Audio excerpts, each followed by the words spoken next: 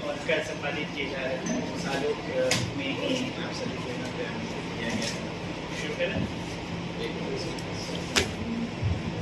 के द्वारा झारखंड सामान्य स्नातक योग्यताधारी प्रतियोगिता परीक्षा 2023 का आज दिनांक 21/9/2024 को रांची जिला के 135 परीक्षा केंद्रों पे तथा कल दिनांक 22/9/2024 को 136 परीक्षा केंद्रों पे आयोजित किया जा रहा है। तो आज के तिथि में परीक्षा की प्रक्रिया पूरी हो चुकी है और बिल्कुल शांतिपूर्ण तरीके से अपने रांची जिला में यह परीक्षा संपन्न हो गई है। इसकी तैयारियां कई दिनों से चल रही थी और आयोग के द्वारा समय समय पर तैयारियों की भी लगातार समीक्षाएं की जा रही थी। रांची बड़े जिले होने की वजह से अधिकांश सेंटर्स यहीं पे बनाए गए थे।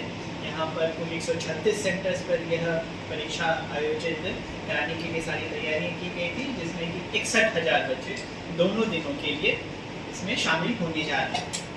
इस वर्ष इसे सुगमता के साथ बिल्कुल कदाचार से बचने के लिए बहुत सारे सुरक्षा के उपायों को इस्तेमाल किया गया था।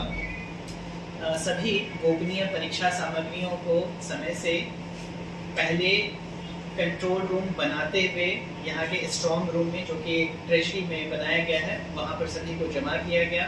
जितनी भी गोपनीय परीक्षा सामग्रियाँ थीं सभी को इंडिविजुअल ट्रंक्स में सेंटर वाइज यहाँ पर लाकर पहुँचाया गया था।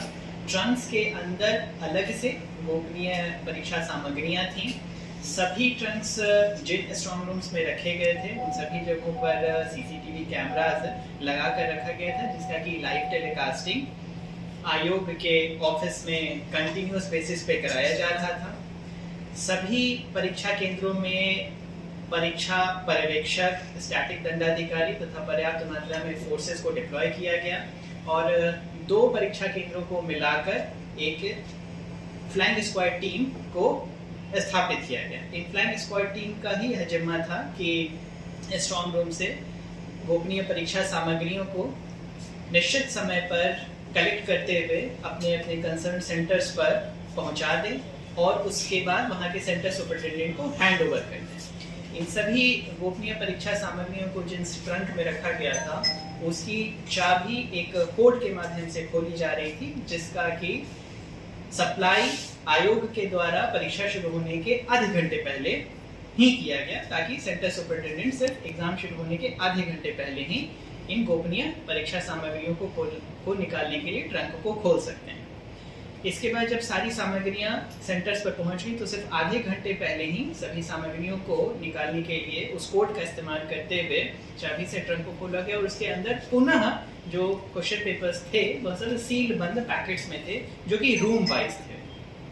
एग्जाम शुरू होने के माध्यम से फ्लाइंग स्क्वाड की टीम समय के अनुसार सारे गोपनीय परीक्षा सामग्रियों को ट्रंक्स में अपने अपने सेंटर्स पर पहुंचाने की कार्रवाई करेंगे और कल पुनः इसी प्रकार से 3 पालियों में यह परीक्षा संपादित होगी।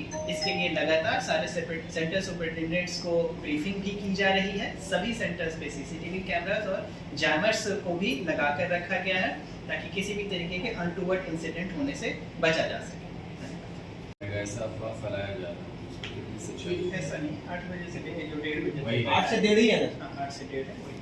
सर, एक विकास के पास एक सेंटर है DITT, शायद वहाँ से कुछ इश्यू। थाना प्रभारी जिनके एरिया में एग्जाम नहीं था उन्हें भी टास्क दिया गया है, जिन एरिया में सेंटर्स था वो कंटिन्यूअस पेट्रोलिंग और लॉ एंड ऑर्डर की मॉनिटरिंग हो रही है। कदाचार मुक्त हो परीक्षा, इसके लिए हम लोग 2 दिन पूर्व से ही होटल में गहन जांच चलवा रहे थे। सारे होटल लॉज, ताकि वहां पर कहीं कोई गिरोह ऐसा न बैठा हो जिसके द्वारा कोई गड़बड़ी की जा रही हो। कुछ सस्पेक्ट्स को राउंड अप भी किया गया और उसकी जांच चल रही है, लेकिन कहीं कोई ऐसी बात नहीं आई है कि कोई कदाचार के लिए यहाँ पर पहुंचा हुआ था। लेकिन पूरा प्रशासन बिल्कुल हाई विजिल पे है, ताकि किसी भी परिस्थिति में कोई कदाचार या कोई लॉ एंड ऑर्डर का समस्या न उत्पन्न। कहां से सस्पेक्ट पकड़े गए? लालपुर थाना क्षेत्र में कुछ सस्पेक्ट्स को राउंड अप किया गया, पर बाद में पता चला कि परीक्षा से जुड़े नहीं थे, उनसे पूछताछ चल रही है, पर वो दूसरा मैटर था। इंटरनेट का यही लिमिटेड पर्पस है कि एग्जाम शुरू होने तक कोई क्वेश्चन बाहर न आए। That is the logic. Paper 3 से 3 बजे स्टार्ट हो रहा है, 1:30 बजे नेट बहाल कर दिया जा रहा है। बस जानकारी है कि 1:30 बजे से बहाल। ये एक एडिशनल मेजर है। सेंटर में भी वहां जैमर लगे हुए हैं। ये जो इंटरनेट है that is the additional layer.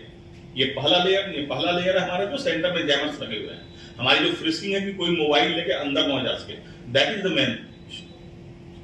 Report control room में मिली है, उस रिपोर्ट के आधार पर अगर किसी प्रकार की जैसे आप जानकारी दे रहे हैं, अगर ऐसी कोई जानकारी अगर मिलती है तो उस पर फिर आवश्यक जांच करते हुए कार्रवाई की जाएगी।